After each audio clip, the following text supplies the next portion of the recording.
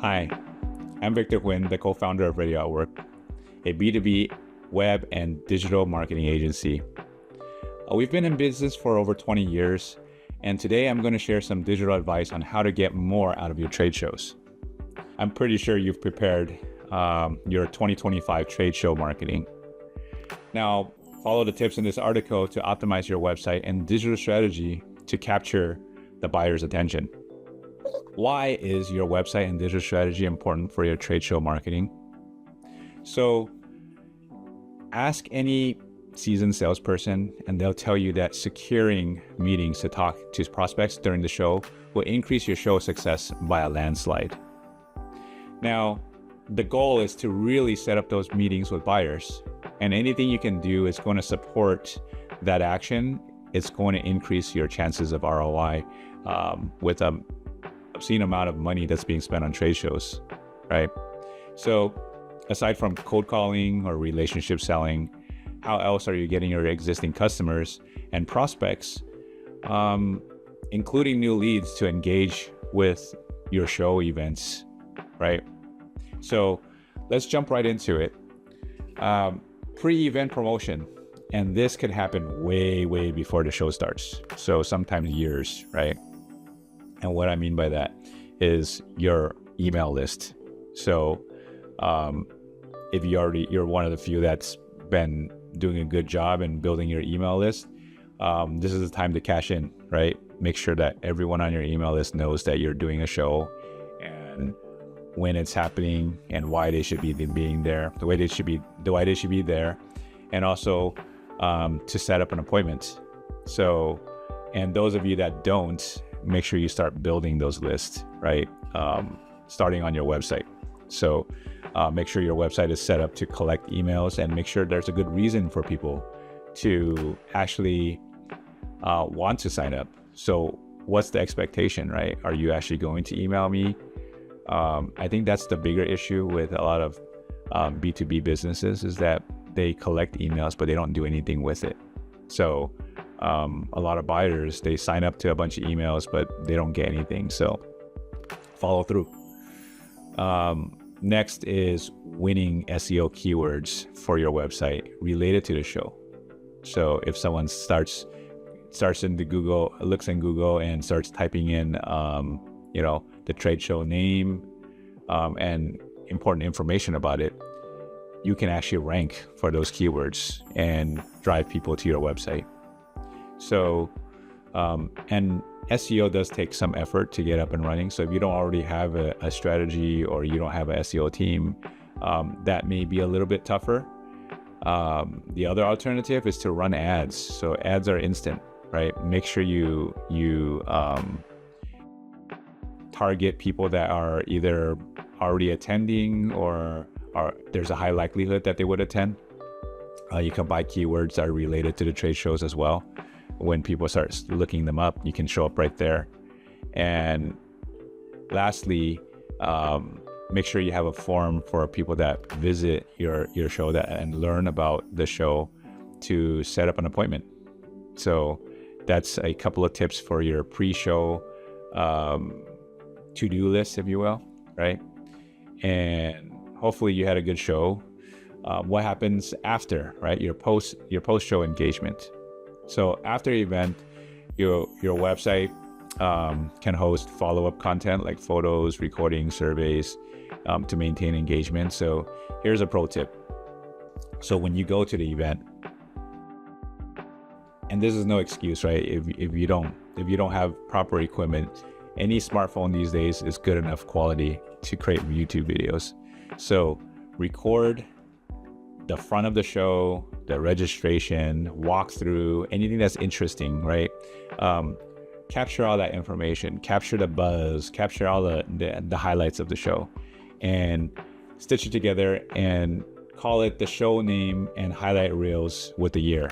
So people are gonna search it up, especially buyers, especially if they're going to be researching for shows to attend the following year, or people that are interested to learn more about the event. If you do a good enough job, even the show organizers might end up using some of your content or driving traffic to you. So that's something that's pretty easy to do. and can really give you a lot more exposure. So once you have that video, make sure it's posted on socials, make sure it goes on your website. The other post-show engagement, I know you guys are going to be doing the regular things like emails, text, calls, right? But another tool you can use is something like Calendly if you don't already use it. It's a tool that allows the people you want to meet with to just click on a link, see your availability, and just easily set up something.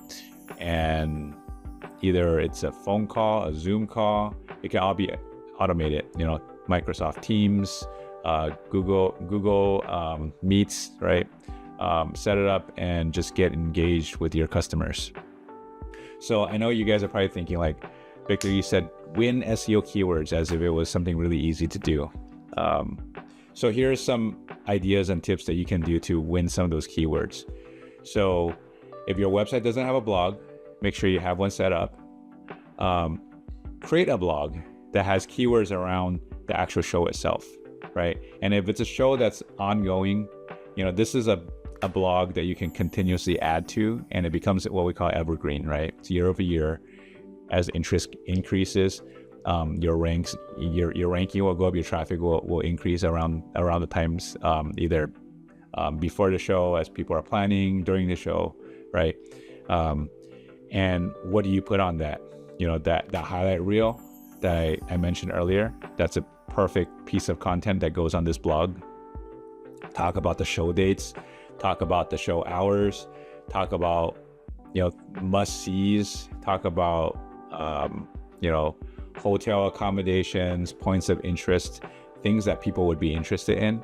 And then every year, all you have to do is just really update the year, update some contents. Maybe you can have top exhibitors, things like that people would want to know about.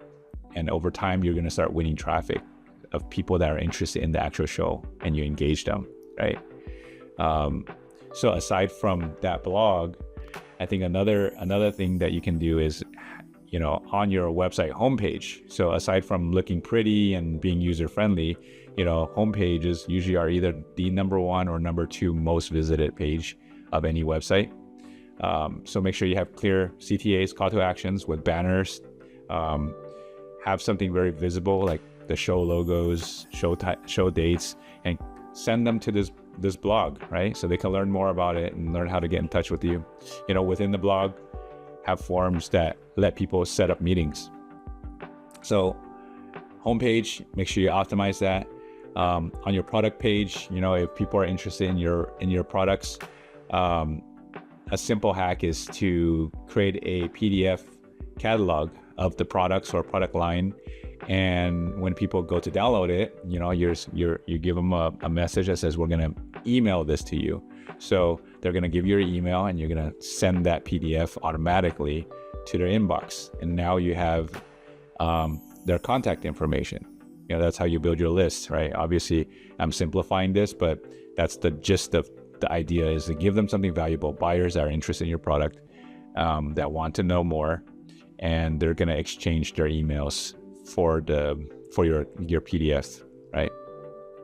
Lastly, something really simple that people often overlook is contact forms. So double check all your contact forms, make sure they're working.